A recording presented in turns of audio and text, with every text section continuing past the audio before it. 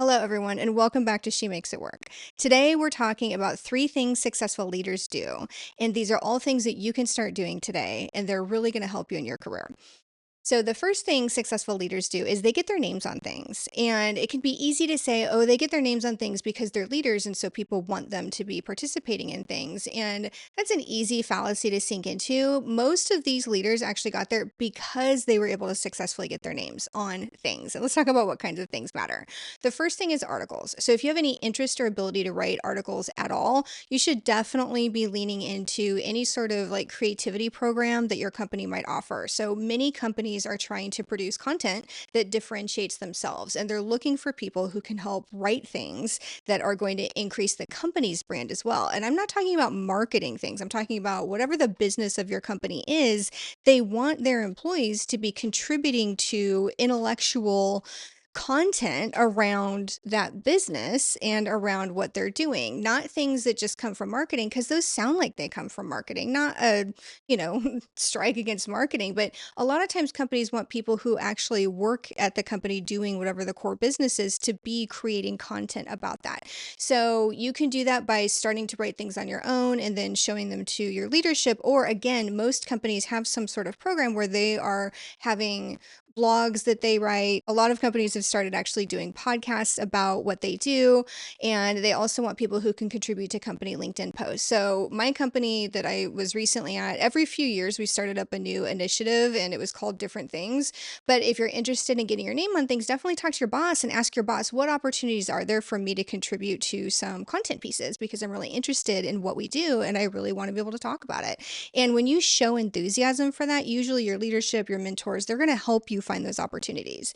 And one that you can start doing on your own in terms of getting your name on things is actually writing LinkedIn posts. And so a lot of companies love it when their employees are posting really positive things about what's happening in their company or what's happening in their industry on LinkedIn. And obviously you have to respect, confidentiality, so be a little bit cautious about that.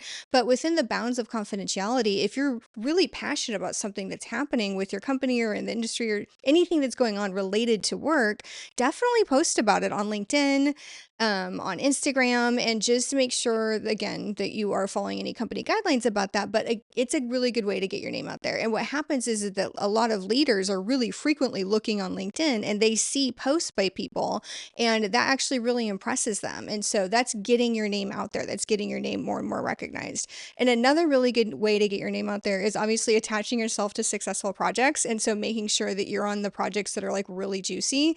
So sometimes there's like an ebb and flow about which types of work are more or less popular in different industries. And so in consulting, sometimes they might be leaning hard into public sector projects, or right now everybody's leaning really hard into AI. And it's not necessarily about doing what's trendy, but it is about getting your name attached to what has leadership's attention, because that's going to then get your name out there and get their attention as well. So definitely look for what the emerging trends are in your industry and get your name attached to projects that are going to be huge. Another example is Data Cloud was really big in the Salesforce world. And so getting your name on some of the first Data Cloud projects really can elevate your visibility within your company and get your name out there, which can then lead to opportunities to contribute to articles about it and increase your visibility and increase your name reach. And the third, kind of related to projects, but more specifically, is if your company does any kind of sales, like client sales or anything like that, getting your name attached to a project that's selling really well increases your visibility and then creates more opportunities for you to help with sales. And so, since obviously sales drives revenue, sometimes that is actually a more enticing thing to leadership to see people who can sell really well, even more so than delivery quality.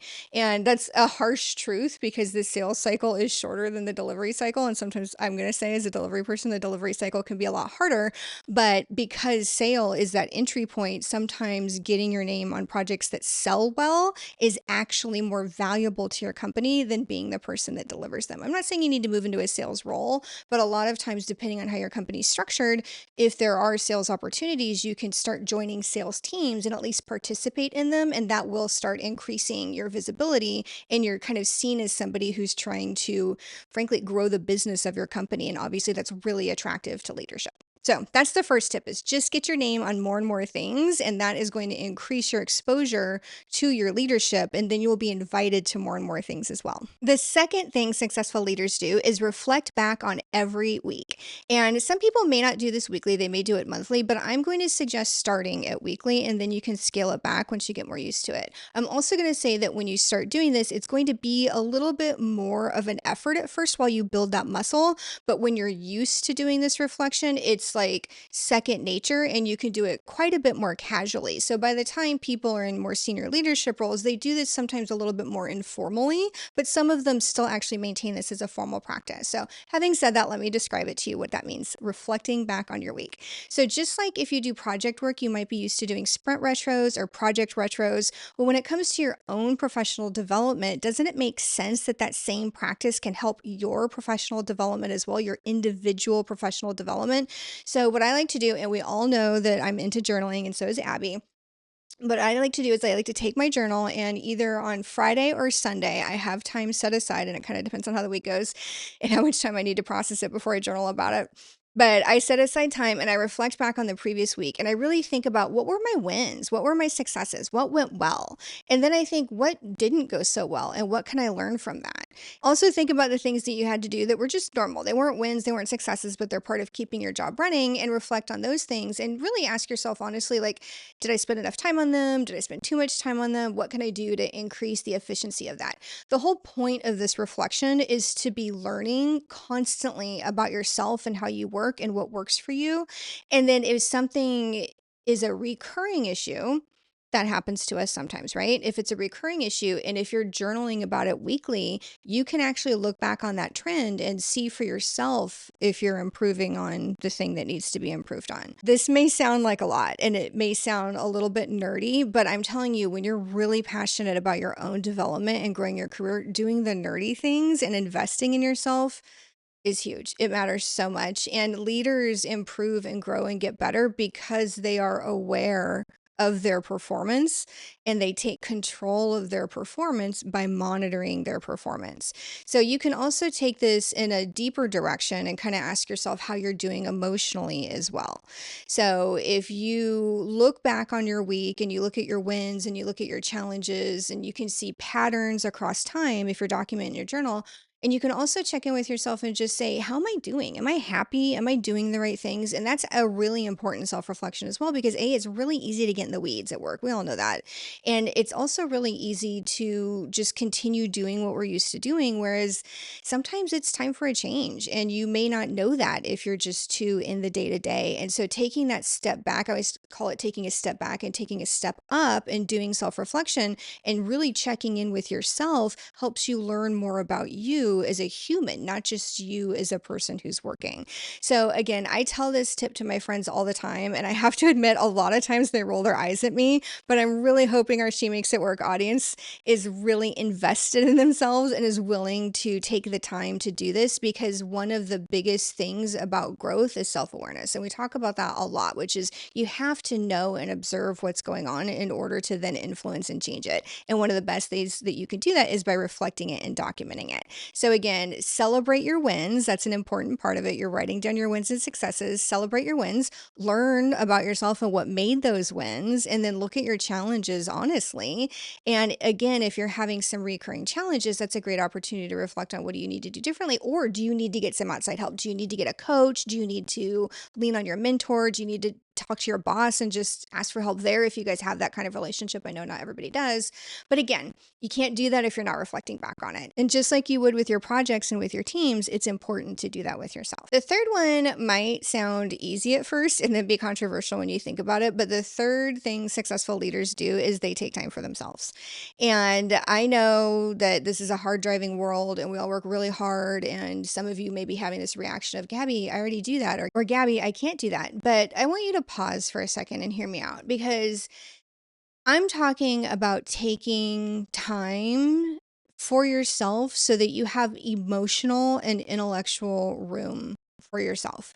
Because what happens is everybody gets so bogged down in the day to day, and that's the day to day of the job and childcare and taking care of your home, and literally feeding yourself can seem super hard sometimes. I get it.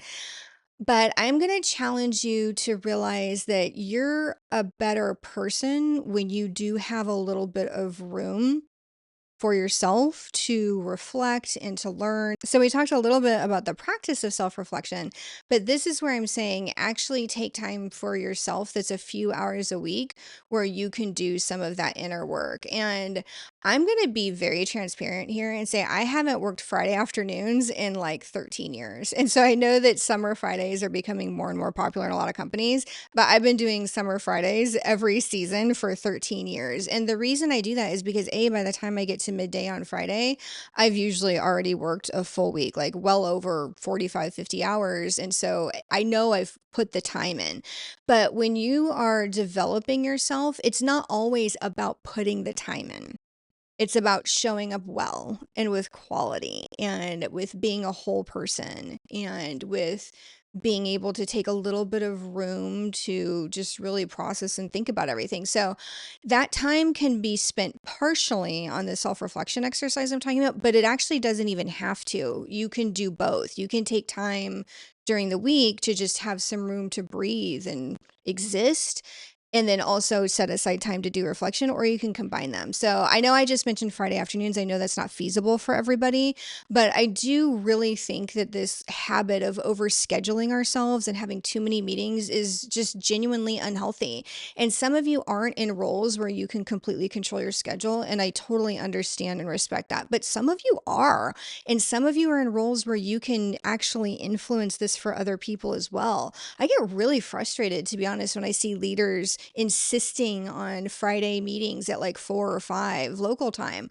I'm like, why would you do that to people? Like, everybody's spent by the end of the week. They're not doing their best work. They're thinking about the weekend, or at least I hope they're thinking about the weekend.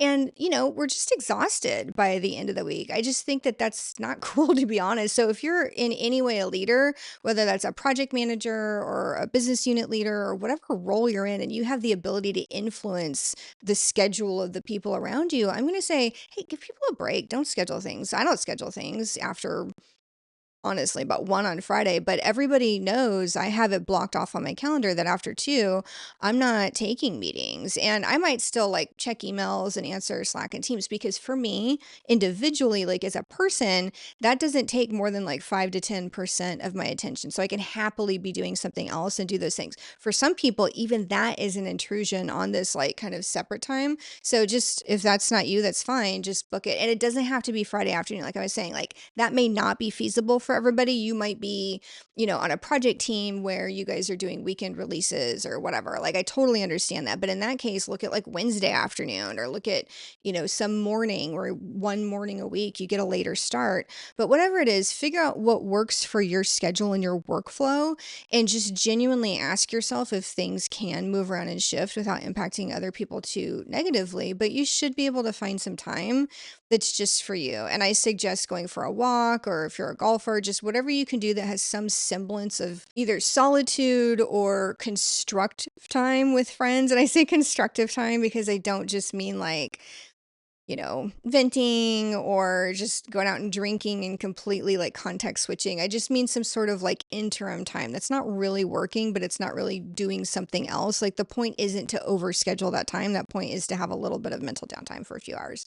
And even the process of figuring out what you want to do with that time is probably a first step in some important self-discovery. So these are 3 things successful leaders do. I've worked with a lot of leaders at a lot of different companies, that I've noticed the ones who really take themselves and their careers seriously do all of these things. So again, I'm just going to recap. 1 is getting your name on things. You want to raise your visibility and your credibility in your brand, and getting your names on things is a huge way to do that.